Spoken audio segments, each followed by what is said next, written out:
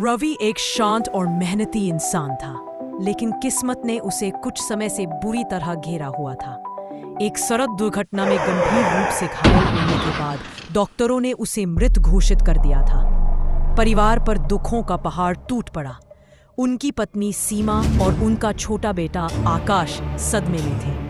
अंतिम संस्कार की तैयारियां शुरू हो चुकी थी और पूरा गांव उनके घर पर इकट्ठा था। रवि का शरीर एक सफेद चादर से ढका हुआ था और पंडित जी मंत्रोच्चार कर रहे थे। तभी अचानक एक अजीब सी हलचल हुई। रवि की उंगलियों में थोड़ी सी हरकत हुई, जिसे सबसे पहले आकाश ने देखा। पापा पापा हिल रहे हैं, उसने रोते हुए कहा। किसी ने उसकी बात पर ध्यान नहीं दिया। सबको लगा बच्चा सदमे में कुछ भी कह रहा है, लेकिन फिर रवि के सीने में हल्की धड़कन महसूस हुई। पंडित जी ने तुरंत मंत्रोच्चार रोका और पास आकर देखा। वहां मौजूद लोग सन्न रह गए। रवि की आंखें धीरे धीरे खुली।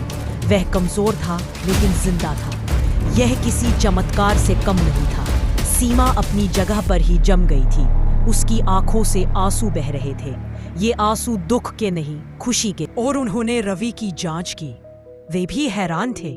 उन्होंने बताया कि यह एक दुर्लभ घटना है, जिसे वे भी पूरी तरह से समझ नहीं पा रहे थे। रवि को अस्पताल ले जाया गया, जहां उसकी हालत में धीरे धीरे सुधार हुआ। रवि के इस अचानक जीवनदान की खबर पूरे देश में फैल गई। लोग उसे मृत्युंजय कहने लगे। रवि खुद भी नहीं जानता था कि यह कैसे हुआ, लेकिन इस घटना ने उसे जीवन का एक नया दृष्टिकोण दिया।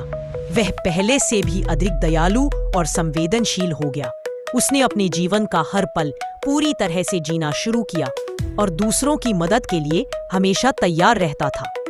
यह घटना रवि और उसके परिवार के लिए एक नया सवेरा लेकर आई थी, जिसने उन्हें यह सिखाया कि कभी-कभी जीवन हमें ऐसे चमत्कार दिखा सकता है जिनकी हम कल्पना भी नहीं कर सकते।